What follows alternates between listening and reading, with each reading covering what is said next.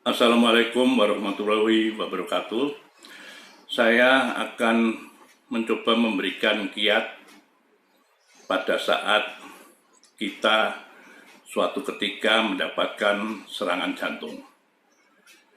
Serangan jantung tadi ditandai dengan rasa tertekan di dada, kemudian menjalar ke lengan sebelah kiri, dan kita merasa sesak napas.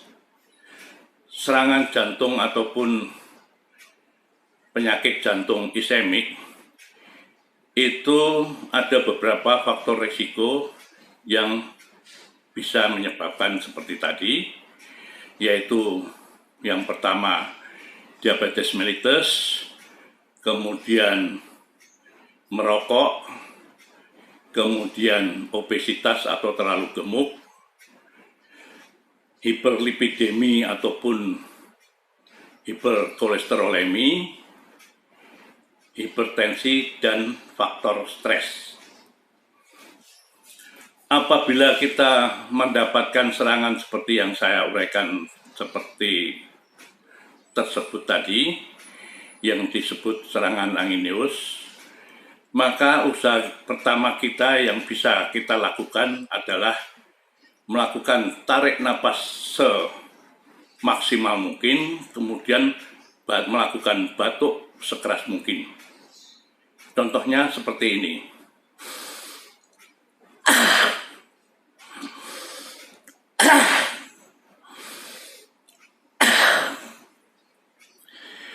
Dengan cara ini, maka logika yang terjadi adalah sebagaimana kita tahu bahwa darah dari jantung akan didistribusikan ke seluruh tubuh melewati aorta.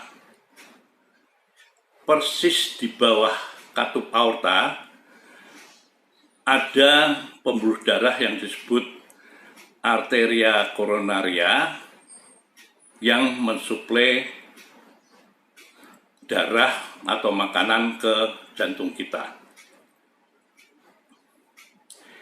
Pada saat kita tarik napas yang dalam dan melakukan batuk sekeras-kerasnya, yang terjadi adalah tekanan dari dinding dada akan meningkat sehingga menekan aorta. Dengan menekan aorta tadi, maka tekanan aorta akan meningkat dan akan terjadi pengaliran darah ke arteria koronaria lebih lancar ataupun lebih banyak.